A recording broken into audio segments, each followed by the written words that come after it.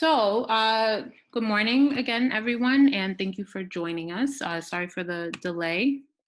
My name is Kendra Howard, and uh, I will be hosting this session for today. So I hope everyone is in good health and in relatively good spirits. I also want to thank you for joining us for this webinar to learn the basics of Seesaw. I am an ENL teacher in District 7, which is in the Mott Haven section of the Bronx, and I teach standalone and integrated ENL to kindergarten and kindergarten through second grade ELs. As you've already met Christine, Christine Rosalia is an associate professor at Hunter, and she will be my wonderful co-host and manning the chat for today. I just wanted to share a few points that will help us maximize our time together. Firstly, we already have established where the chat is, so that's great. We can use that for questions. Christine will help me navigate any questions that are, that come up throughout the session. Just to know, I will take a 2-minute break midway for any pressing questions or clarifications on Seesaw. And again, at the end of the session, okay? This webinar will be recorded and you will have access to it within the next few days on the Nice TESOL website. It will be under the resources tab. So this means that if you end up missing something, you will be able to replay the video and catch it. So don't worry about that. And lastly, I just wanted to note that we're all growing and learning in this new season of remote education. And it has no doubt been very challenging. So please be patient with yourself and with me. And I hope you enjoy yourself as we navigate Seesaw today. So we can begin. All right, so the agenda, I know a few people are asking if this is the link. If it doesn't work, please don't worry, I'll figure it out and get it sent to you, but this is essentially what you're seeing. Christine, you can see my screen, right? Yep. Okay. This is the agenda for today. So today you will learn to create a class, create folders, and create skills for assessment on Seesaw. Then we'll break for brief questions. Then afterwards, you'll learn how to create an assignment. So for the first part of the assignment, I will do an overview and you'll learn about the assignment features, the community library feature. I'll teach you how to assign to the whole class or to specific students. And then you'll also learn how to approve, comment on, and score assignments. And within that section, we'll also learn how to share to other platforms, including Google Classroom. And then lastly, I will do an in-depth walkthrough of how to create an ENL assignment from scratch. Okay. All righty.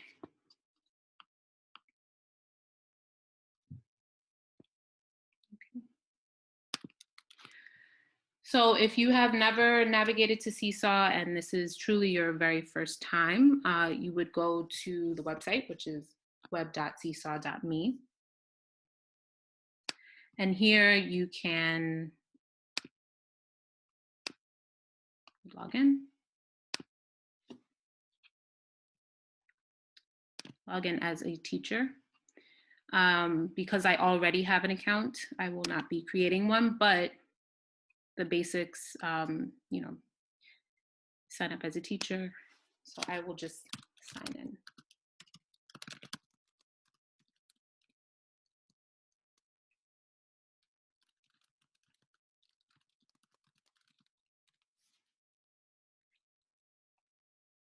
Okay.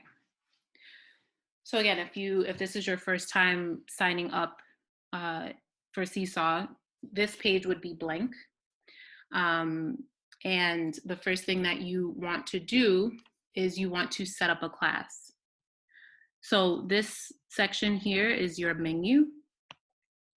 And I already have classes setup. But for you, you would go to create new class. Okay. You can give your class whatever name you'd like, and then you would choose a grade. Another cool feature for Seesaw is that it allows you to import a classroom from Google Classroom. So if your school has already started creating classes on Google Classroom and you have a roster of students, it's a great way to just import your already made class from whichever account you have on Google Classroom. Okay, so you would just go ahead and choose your account, and then it would upload. Okay. The one cool thing also about Seesaw is, you can choose one grade, you can choose multiple grades. Because I teach kindergarten through second grade, I have standalone and integrated ENL. So I play around between having like one class of standalone first graders, for example. And then if I have like a mixed class of integrated ENL classes, I could choose other for multiple grades. And this is just for you. It doesn't really change anything else within Seesaw. Okay, so I already created a class for today's webinar, so we will use ENL sample for today. And this is your class. So the next thing that you will want to do after creating your class or classes is you want to add your students. So for adding students within your class, you want to use this wrench function. Okay. And you would click here for add students. Okay. So Seesaw has made it really easy for you to send information to your students and parents. And it gives them very in-depth steps of how to, how to join your class. One thing that my school uses currently is the QR feature, which is really cool because if your student, for example, is using Seesaw on an iPad or on a phone, for instance, they can just scan the code from the computer or scan the code from a piece of paper if it's printed, or write out the code. So they have many options for how to get into your class. So once the student does that, they will automatically show up on your roster within this class. So this code is unique. The QR code is unique to whatever class you create within Seesaw. Okay. And then, yep. So it would just show up, they would show up in your class once they go through these steps. Because I'm using a sample classroom, I can't actually add students, but this is how it would work. Okay.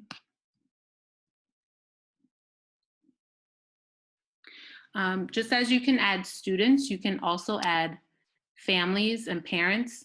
Again, because I don't have any students, it won't show me how, it won't show me the options for adding families. However, it's the same concept. They would get a QR code or a alphanumeric code. And once they put that in, then you would be connected to the parents as well. Kendra, can I interrupt you for 1 sec? Yes, of course. I think you're getting there, but we got a question, maybe now is a good time to address it, about are there any fees? And if so, can you also invite other teachers into your class? So if you're co-teaching. Oh, okay. So Seesaw is free. I've been using Seesaw for the past 2 years and have not paid a thing for it. So completely free. And as far as I know, I have the most basic feature or basic account. And it's been great so far. So I hope that answers your question. Okay, so you can change your student preferences if you like. I just kept them at the default settings. But everything, all of your preferences for students and families, that all lives here in this, in the class settings. Okay. So after you've set up your student, your class and your students, the next thing that you can do, and which I find super helpful just to keep everything organized, is creating and managing folders. So that you will also find in this section. And you can scroll down to folders. Okay. So I already created 2, but I will walk you through the step of creating your own. If you teach integrated ENL, for example, you may want to create a folder within another teacher's class. And the way you would do that, within another teacher's class, is you would go to that other class. So these are all of my coworkers' classes, and I push into all of these classes. So I could click one of any one of these and go through the step that I'm about to show you right now. The only reason why I'm not going to actually click on any of these classes is because students' names and information does show up once I go through here, and I just want to, preserve their privacy. So I'll just show you the step as if I was going into another teacher's class, if that makes sense. So I would go to class settings and manage folders. So this way, the reason why folders are so great is because whenever you post an assignment, whether it is for your own class or for a class within within another teacher's class, whenever that assignment gets completed, it will go directly into your folder. So it just helps keep everything nice and organized, and you don't have to go searching for searching through the class journal, which I will also show you. All right, so to create a folder, you will just name a folder. I'm just going to name this Reading with Ms. Howard, make it purple. Okay, so now I have another folder in my class. The folders are nested in your class journal, and you can always see how many items or assignments are present within your folder. So for example, I had already created ENL with Ms. Howard as a folder, and I have 1 item, so that means 1 student's assignment has already been posted within my folder. Okay.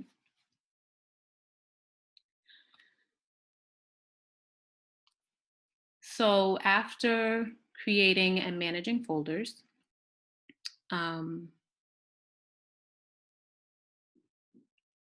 we can think about creating skills. So no matter how you choose to manage your skills, it's a helpful tool for just tracking student data. So I will add, you can go to manage skills. These are the skills that my co-teachers and I have already created and which we use on a daily basis. They're pretty general, but it just gives us an idea of the quality of work that we're receiving within these subjects. Okay.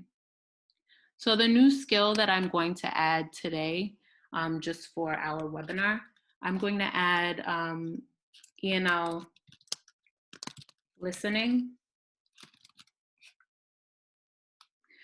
this quick code, you can add if there's a skill that's attached to a standard, you can add a standard, or you can add a target of measurement. You can add whatever you like for this quick code. It's just to make it more organized, and as long as it makes sense to you, then that's all that matters. I normally name my skills for each subjects that the students produce work for.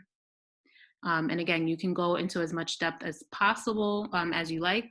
And again, if you want to add a description for a standard, you can go into those details here. But I think for E&L listening, I think my quick code, I'm just going to write listening for now, and then I'll go back later and find a standard that connects to what I'm hoping students will produce under this skill.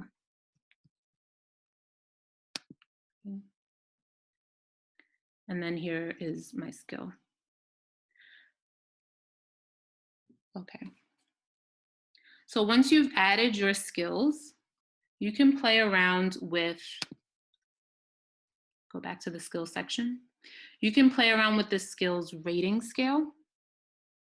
And again, it's just based on your preference.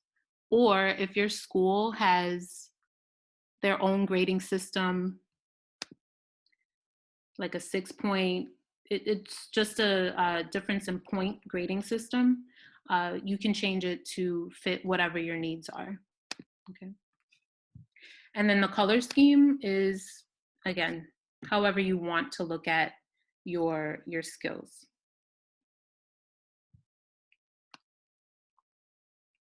Okay.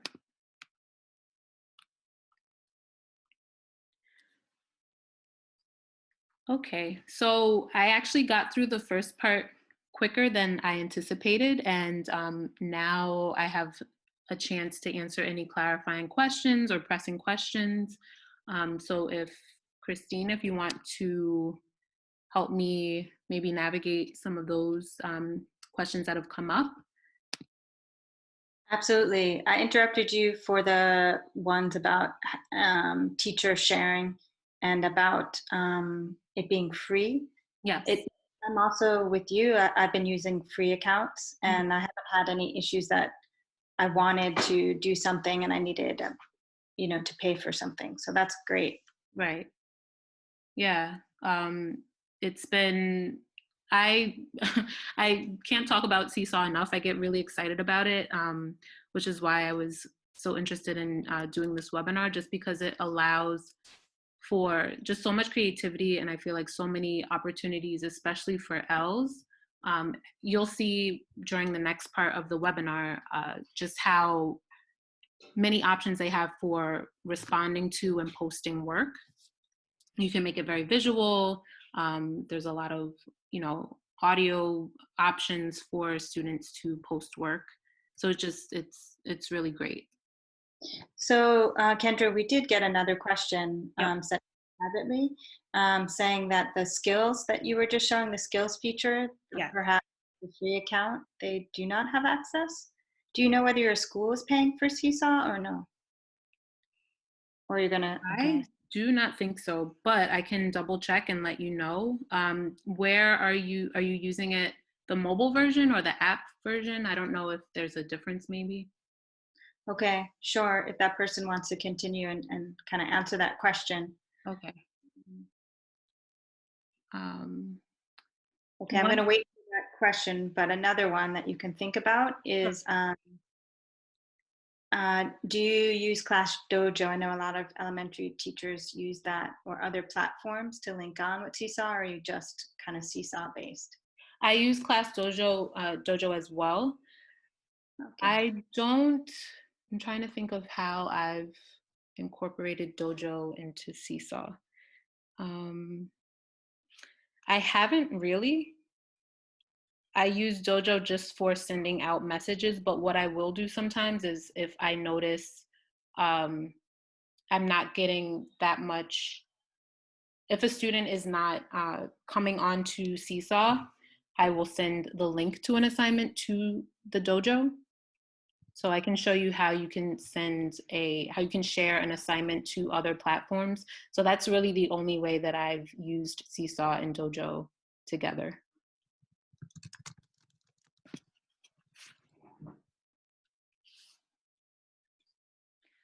Okay, and to the question about the some of the features, it seems like your best bet is, I know from talking with Kendra that she tends to use the desktop version.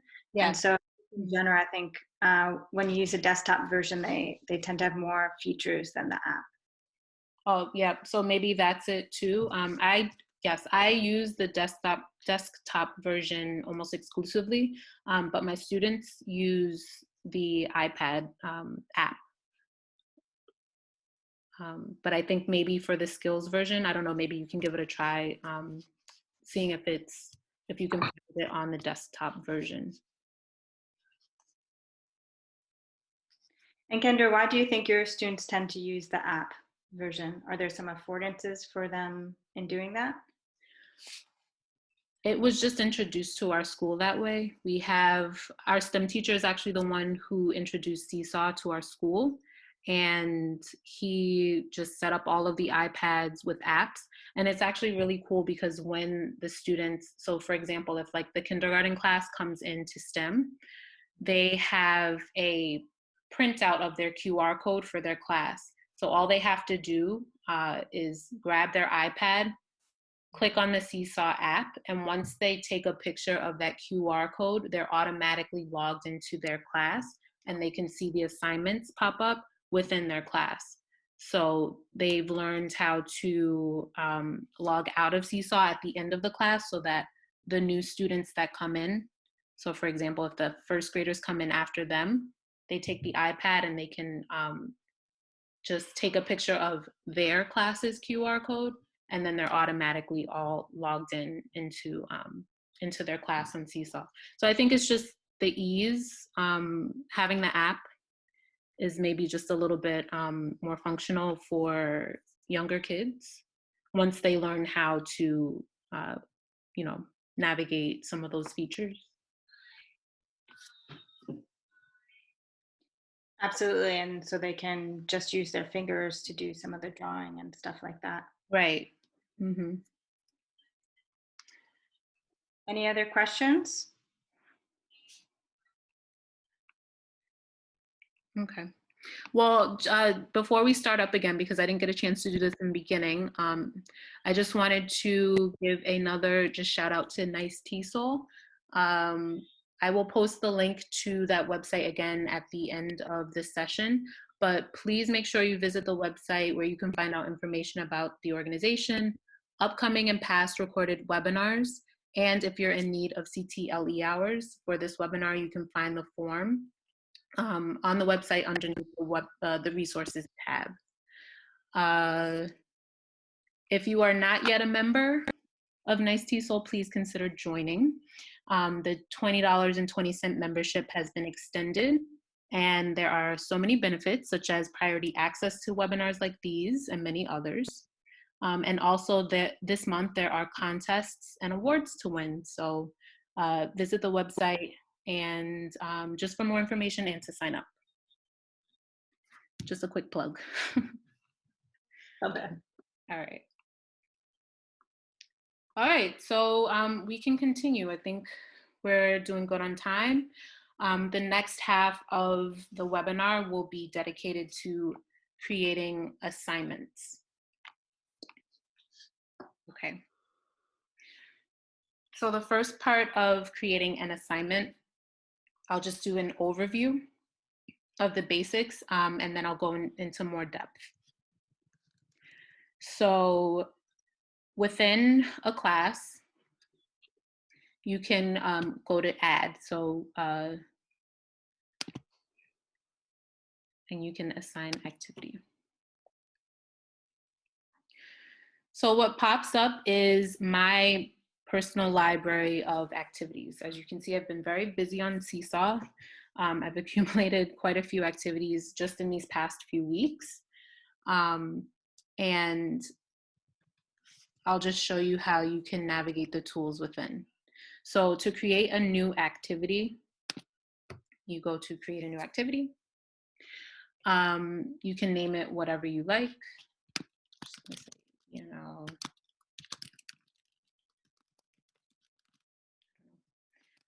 just be very general. So for the instructions section of this section, you can give detailed written instructions here, but personally, because I work with the younger grades, and because I work with Ls, I try not to write too much. I know that my Ls need oral and visual instructions as well. So what I do is just type something very, very short, maybe 1 or 2 steps.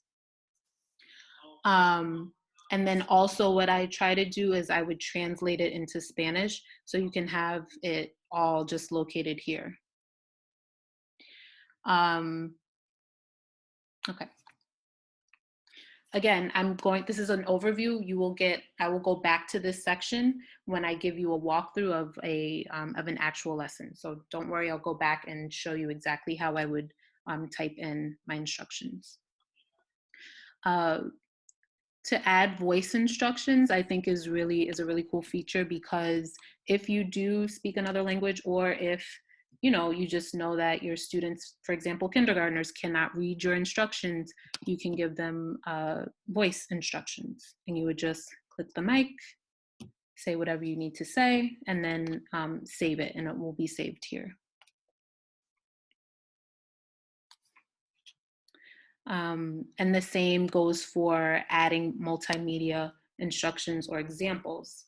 So this is a place where you can show students exactly what you want their finished product to look like or sound like.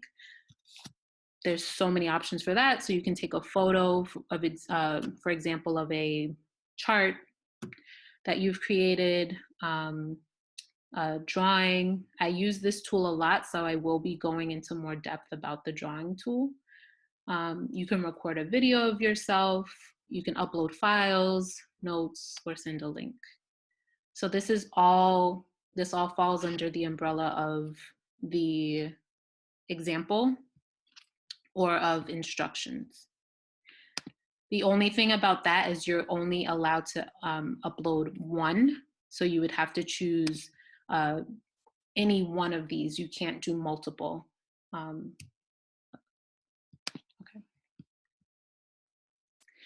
Andrew, I think I saw with your Good Egg book, though, you took a picture and then you drew on top of the picture. So I'll go into that. It's actually, it's an uploaded picture.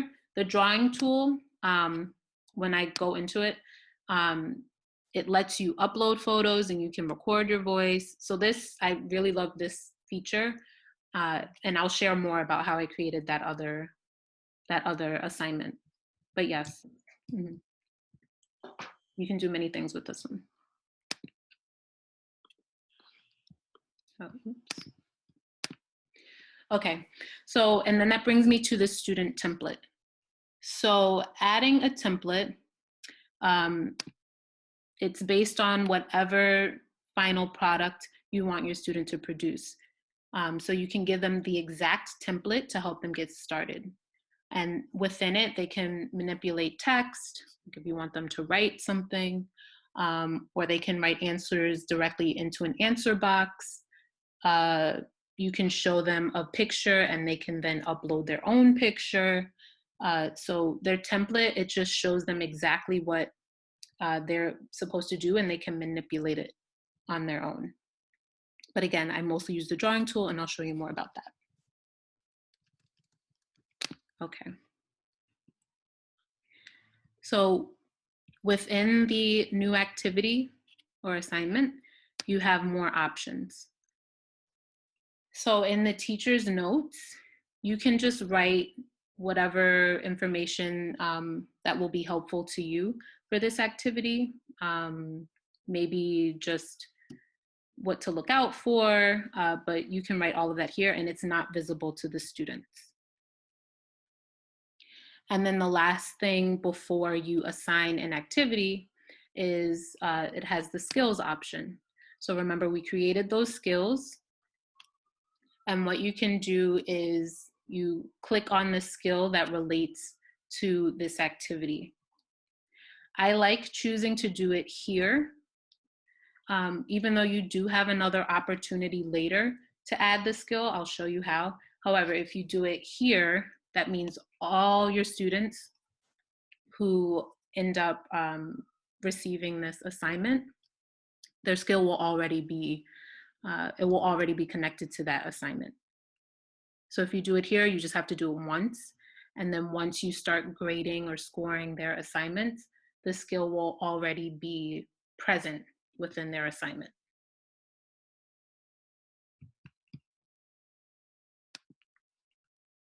Okay.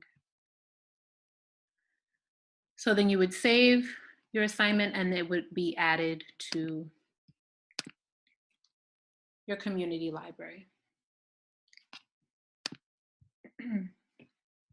I'm sorry, your personal library. So you have your own library, but then also if your school also has other teachers who have been posting their own activities, it would they would show up here. So you can just get a look at other teachers' work and things that they've done or things that they've saved from the community library, and you have access to that here. And you can always edit, copy and edit and make it your own. So I'll just show you how to do that here. I'm going to go to the community library, which everyone has access to, and which is really cool because it is separated by grade and subject. So it can get overwhelming. So if you know exactly what you're looking for, you can just type that in here.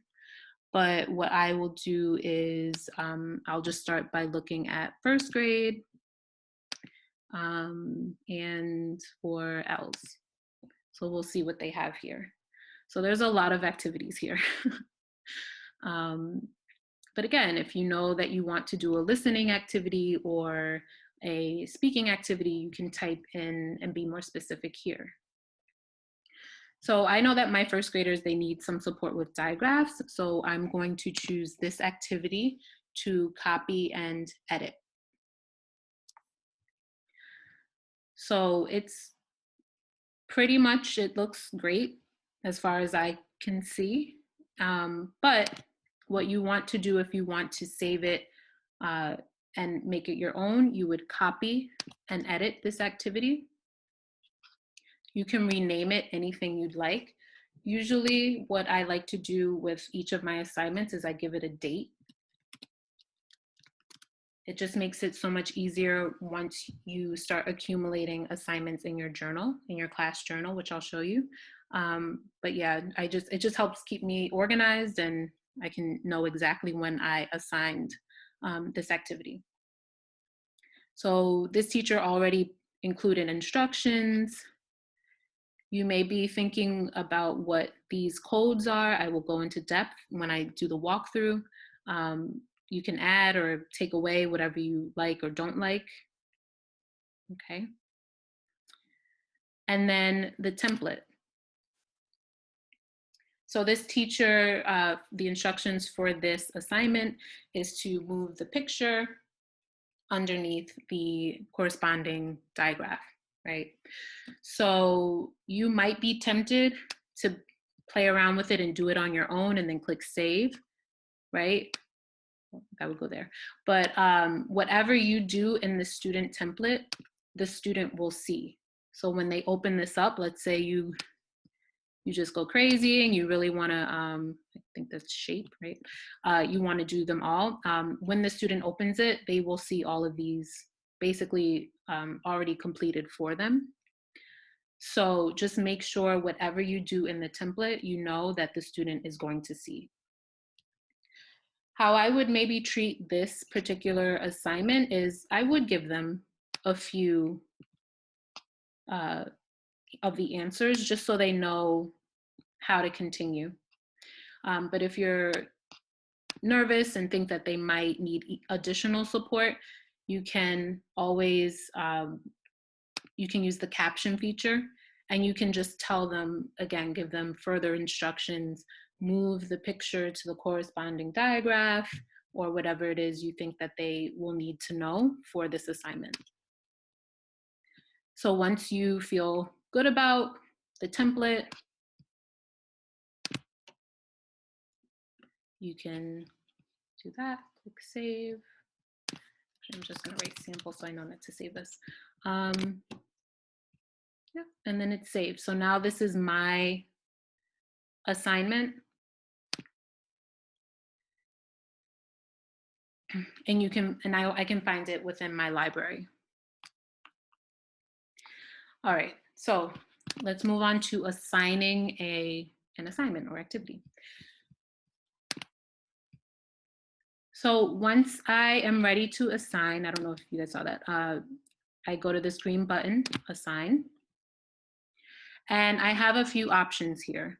So again, if you are teaching, for example, a standalone class and you know that all of the students in that class, you want them to receive this activity, you would just click the entire class. However, if you know that there are only a few students within a class, you would instead go to this option here, okay? And the roster of students within that class would show up, and you would just, the default is that all students are highlighted. So you would just go to the, it's not showing here because I only have one student, but if you had a roster of students, you could deselect all and then just choose the students within that class. Then what you can do, which I find it super helpful, is you can choose the folder which you want this activity to live in. So since this is a listening activity, maybe I'll just click ENL with Ms. Howard. Or I could always create another folder for listening in particular. And then for skills, so what skill does this fall under?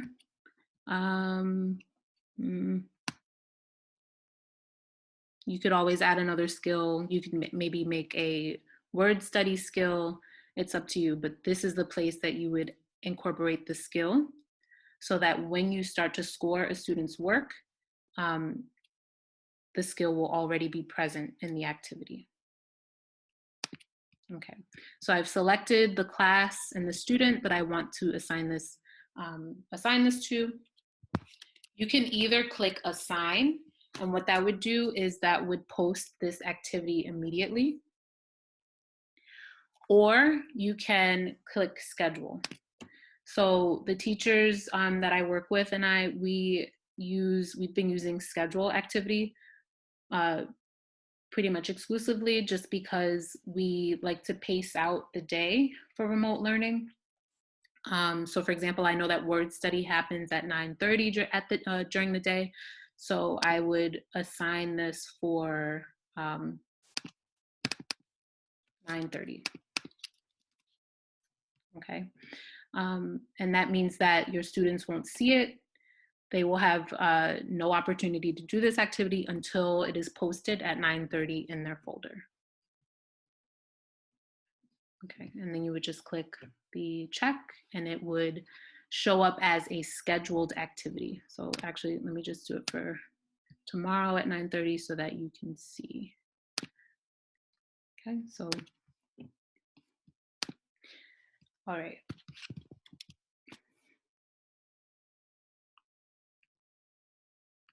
All right, so once I've assigned an activity on Seesaw, I can go back to this area here. And this is where I can share an activity. So it gives you a few options for how and where to share your activities. I can share it to my school library, so then it would become visible to all of the teachers in my school. It, allows you to share social media. You can get an activity link or an embed code. So what I generally do, because my school also uses Google Classroom, is I will copy the link and then I would go into Google Classroom and post either on the stream or post directly into a class on Seesaw. I'm sorry, on Google Classroom. Okay, so that was the overview of how to create an assignment. I'm going to do a walkthrough of how to create a speaking and listening assignment. Okay. One thing I wanted to show you. Okay, so before I move on, so this is my class. And here, if you click on activities, what would show up are all of the activities that have already been assigned to a class. Okay. And if you click on scheduled, so this is the scheduled assignment that I just created that would post tomorrow at 9:30 a.m. So you know that it hasn't been posted yet, so you still have time. You still have time to edit it before students see it. But yeah, so that function is right here underneath your class. And I know I've mentioned the journal several times. The journal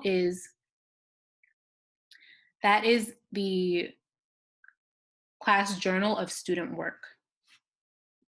So this is an assignment that I had already created. I'll just let you see it really quickly.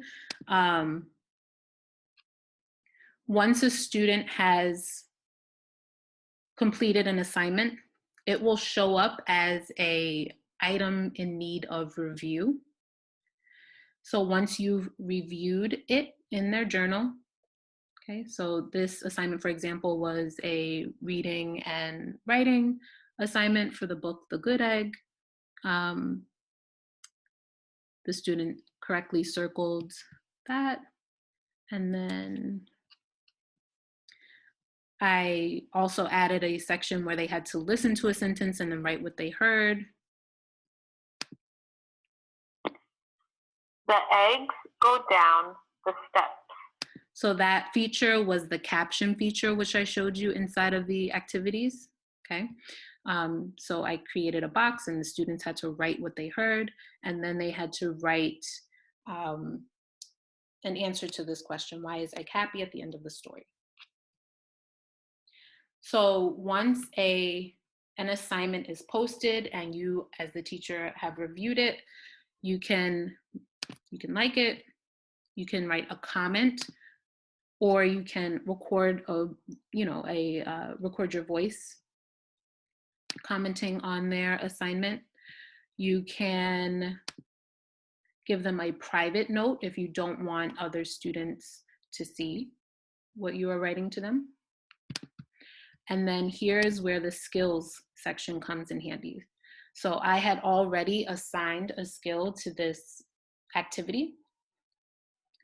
So it's already checked off for me, but you can see even if you hadn't assigned a skill, you still have a chance to include a skill. You can even add a new skill.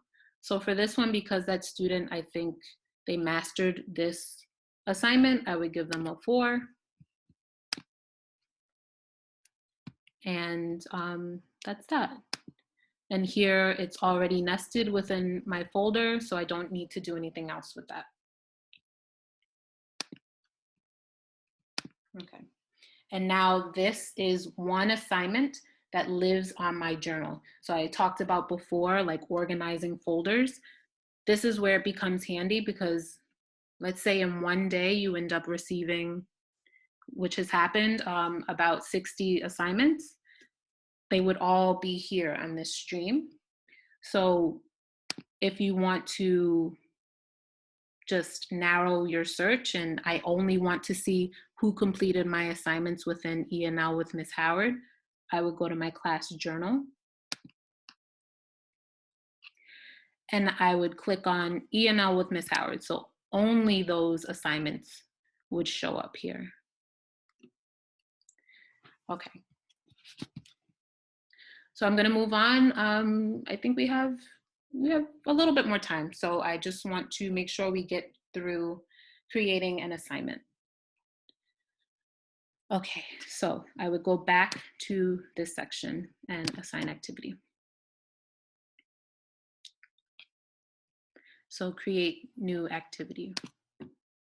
And I hope I'm not confusing anyone. I've been interchanging assignment with activity. I mean the same thing. Okay. So I'm going to create a speaking and listening assignment. I'm thinking of my standalone class. What I've been doing is I've been creating weekly assignments twice a week. So I have 1 day of listening and speaking and 1 day of reading and writing. And I base some of the questions off of the NICESLAT.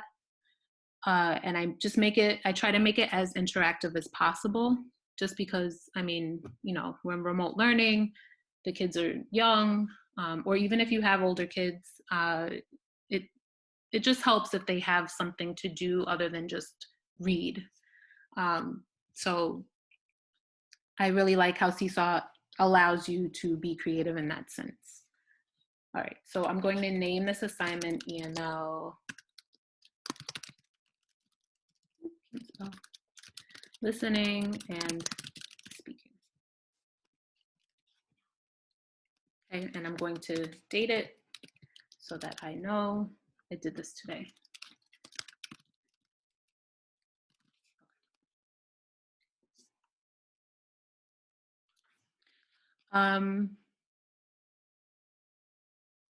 So just in the interest of time, to save time, I already created a sample one of these, so I'm just going to show you. Okay. So same thing. So ENL listening speaking for webinar is our assignment. So I put for instructions, I gave a brief objective. You will listen to a story and respond to questions using details from the text. So the first step is to watch and listen to the story. The second step is to answer the questions by recording yourself speaking using as many details as you can. And I like to just give my students just a general amount of time to think about speaking for, because you know, students can be very quick with some of their answers. So I just give them you know, a general amount of time. Some of you might be asking, as you saw these icons. So that is also, I created a link within the agenda. Again, if you don't have the agenda, it will be sent to you. But Seesaw has a list of icons that are just very helpful that you can use within the instructions portion of the activity. And I will just show you briefly some of the icons that you can use. And it's just because I like visuals and I know my students like visual, it just gives you an addition, just kind of upgrades your instructions and they know exactly where to look within Seesaw. So here are the icons, and then next to it is the text shortcut or the code. So I will share this with you if you don't already have it in the agenda, but I'll just show you. So watch and listen to the story. So I want the students to know that their first step is to listen to a video. So I used the video icon. And then the second step is answer the questions by recording yourself speaking. So I used the mic icon, okay? And this part is important to me, especially because this activity is for listening and speaking. Some students will choose to just start typing or writing in their answer, but I specifically want them to record themselves. So I feel like by making it pretty, I make it deliberate that it's a microphone, you're recording yourself. Okay. So for this listening and speaking activity, I have in the past been posting read alouds of different texts for students to listen to. And I'm sure you have seen those on YouTube. There's just a ton of books, and really great books that you can find online. And the book that I used for this particular assignment is The Good Egg. So I'm not going to add voice instructions for this activity, but I will add my multimedia instructions or example. So the example will look like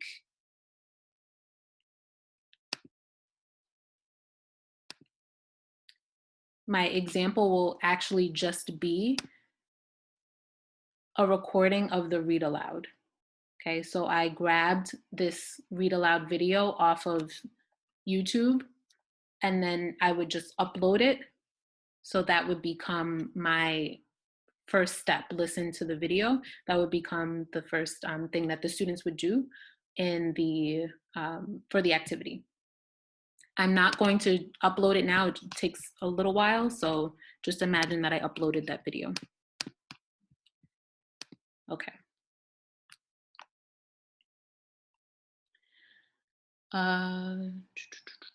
What's next? Okay. So now onto the student template. So this is where I want the students to produce their work. So as I said, I really enjoy using the drawing tool, and I will show you just how that works for me. So I will usually start by adding a title. So you have your text feature here, and I will title this The Good Egg. Okay, just the name of the book. Okay. One thing that I do almost always whenever I use this feature is I use the lock feature. So because, remember, this is a template, anything that you create here, the students can manipulate it unless you choose not to let them. So you can choose the style of your text, the order, you can duplicate it if you need or delete it, but I usually lock everything that I don't want moved. So that means when the student opens this up, you'll find things all over you won't find things all over the place. Before, when I was just getting started with Seesaw, I didn't lock my, my text and shapes, and literally things would be all over the place. So that's just one good rule of thumb, to lock. Okay, so for this assignment, I wanted students to compare the main character's feelings from the beginning of the story to the end of the story. So the way that I wanted to show this for this listening and speaking activity is I wanted them to see a snapshot from the book and use that image to help them answer their question. So I already saved a few images from the book, The Good Egg. And so I'm going to start with this image. So what I did was I uploaded a picture, and you can just pull from whatever you have saved on your computer. So I'm going to start with this image and lock it. And then you have options. Sometimes what I do is I will type a question, or you can record yourself asking the question in the caption. But I'm just going to type the question: why did the good eggs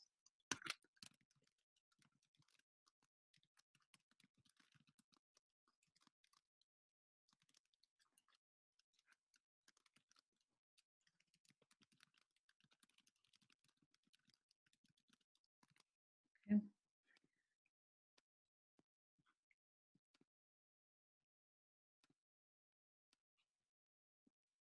So again, you can be as creative as you like. You can change the color of your text.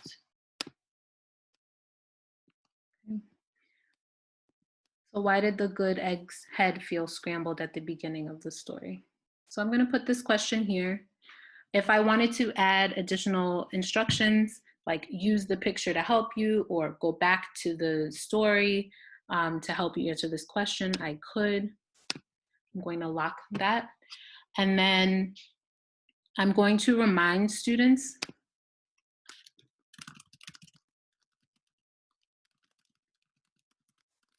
once again to record themselves. So I've been doing this for the past 2 weeks, just putting this reminder here, just because students have been forgetting to record themselves. So I add a little piece of text here. Let me lock it. Add shapes. We're almost done also, just for anyone who's curious, and we're almost finished here. Okay. I'm just showing you how you can use or manipulate the shapes and the text. You don't have to go this hard, but working with kindergartners, I like to be very explicit. So remember to record yourself. So I have the arrow pointing to the microphone, so when they open up this activity, they will see this option and they'll know, okay, I have to say my answer. Okay. For this activity, I'm just going to add another page and give them another opportunity to just be a little bit more interactive. Okay. So for this part of the activity, I want them to make a text to self connection. So I'm going to write my title or my question. And I'm going to say that the good egg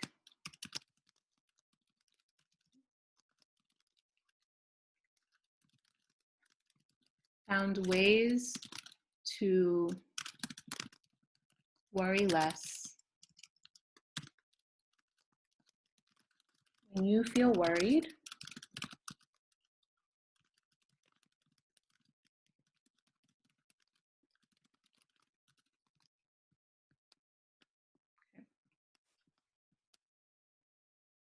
so this is our main question. Okay.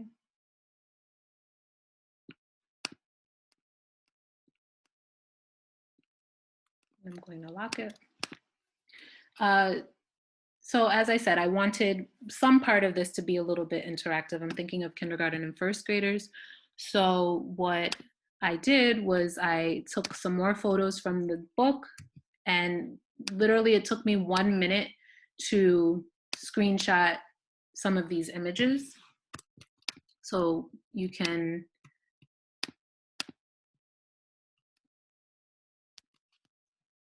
open up a bunch of them at the same time. And what I'm going to do is just nest these at the bottom of the page. And since the students have read this story, they should be familiar with what I'm talking about, right? But again, if you fear that they might have missed it or missed certain parts of the text, or you just want to be even more explicit, you can always go to the add voice caption.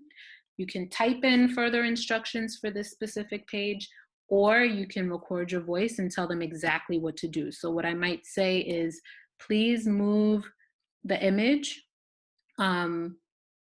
above the line if that is an activity that you would do when if you're worried. So I'm going to add a line shape.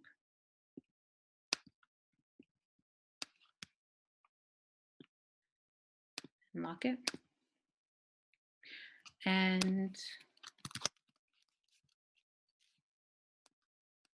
for example, I might just say me, like something things I would do if I was worried, and then I would save it like this, and I would not lock the images, right? Because when the student opens it, you want them to be able to move their pictures up, okay? And what you could do is you can give them the direction and tell them to record their voice explaining all of the activities that they would do. So you could copy and paste the record yourself and the arrow, and you can put that right over here too. So reminding them to not only move their image up, right? If that's something that pertains to them or an activity that they would do, but also record your voice explaining that. Okay, and then you would want to just save your activity. And then you can go through the same process like I showed you before of assigning either immediately or scheduling for the future.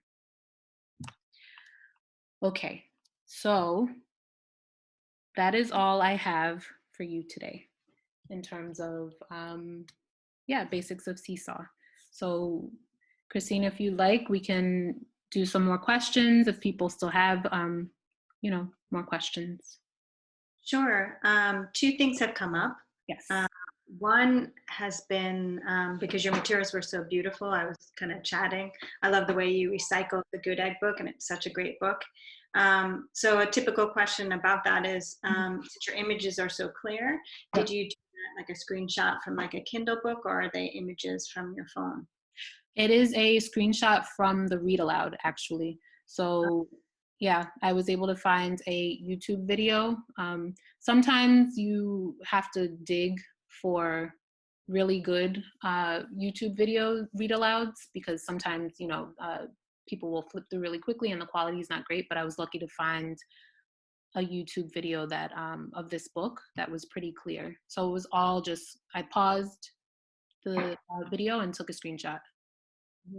Sometimes I look on Amazon if the first few pages are done, Mm-hmm. I'll screenshot from there. And just as a kind of like footnote to copyright, my sister's a librarian.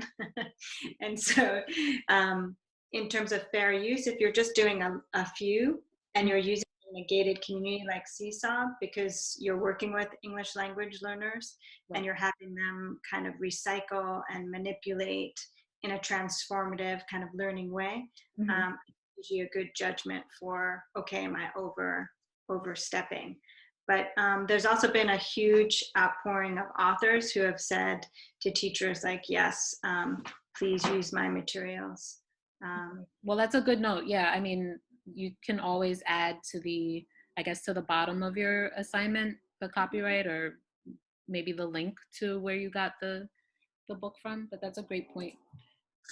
Someone else just asked, can you show again how to post an assignment in the Google Classroom, please? Oh, yes, of course. So after you, this is what your page would look like after you saved your activity, and you can go here to share activity, and then it won't allow you to save directly to Google Classroom. So what you could do is just copy the link, and then you would have to go into your classroom. And whether you're using the stream function or what are the other functions in Google Classroom? You know, like post an assignment in Google Classroom, and you could just paste that link. So for share, it's in share activity, and you would just copy the link.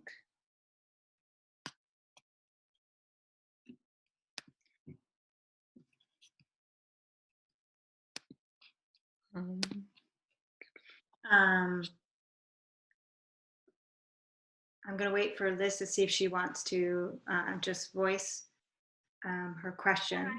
Sure. Can you hear me? Yes. Hi, it's Liz. How are you? Hi, I'm great. How are you? Good, thank you. My question is, once the school year ends, what happens to the list of kids? Do you lose that work? Do you delete them? Like, how do I start next year if I already have a class list? Right. So what you would do is you can go to, hold on. I'm just nervous about clicking any of these classes because I don't want the students' names to come up, but I'm trying to see if it's here.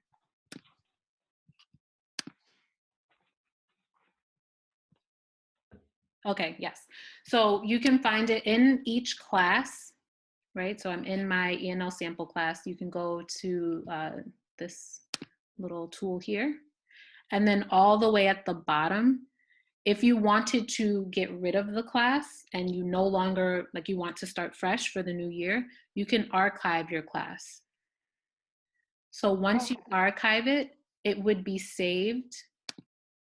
I'll show you over here. It should be saved in your school. So this is my school's community, and all of the classes within my school are saved here. Okay. How did you get, you have to go to settings first to do that? To archive the class or Yes. to, yep, To okay. archive. So it's within each class. So I would go to my menu here. I Okay. would click on the class that I wanted to archive, Okay. click on that little wrench tool, Okay. and then all the way at the bottom, archived class. Okay, perfect. Hmm. Um, this is really an amazing. I like the webinar, but I thought it was amazing. Right now, I'm using Google Classroom, but everyone kind of is. And I Right. was looking at like Nearpod and Seesaw. You know, it's geared to L's. Like there's a way Right. that I can use it for L's. Yeah. And I think that I'm definitely going to start using this next year. So thank you so much for this training. Oh, you're welcome. No problem. And I completely agree. Once our school was at one point only going to use Google Classroom, but the ENL teachers at my school and some of the younger grade teachers kind of fought back and said that, the kids, they need to see color and they need to manipulate items and, just have other options for posting their work. So I'm glad you said that. Thank you. You're welcome. Kendra, there are two more issues if we can kind of beg your ear a little bit longer. Sure. Thanks everyone too for sticking with us. We had a later start, but Kendra is such a great resource. So we're going to go a little bit longer if it's okay with you, Kendra, with two more questions. Yep, of course. Okay, so one question was about the kind of sign up. It says, there are parent forms. Mhm. Do you tend to wait for the parent to sign in, or can you do like a bulk upload as well? I think that's what the question is after. Like, you send the parents an invite, and we know that they're in multiple languages. Right. Although they don't have French Creole, one of our members said that she's going to try and make one. In fact, Oh, that'd be great. yeah. Nice community there. So how do you kind of manage that? Like, are you able to just blanket put in your roster, or do you tend to wait for that parent or child to log in? Right. And that's a great question. And what I will do is I will ask some of the classroom teachers that I work with.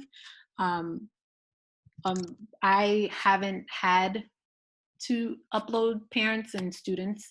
The classroom teachers, they did this work 2 years ago when we started with Seesaw. So I'm not exactly familiar with how they were able to get all of the parents on. I'm pretty sure, like with Class Dojo, it took, several attempts and several messages. But again, this was over a period of time. But I mean, given that we're all in remote learning, it might be a little easier to navigate now, since most parents are home or nearby. They can do that hopefully pretty easily. But I can maybe add that as an aside on the recorded version, or I can just add that, find out and let you know. Fantastic. Any other questions? I actually was scrolling up and I kind of combined the two questions there. Yeah.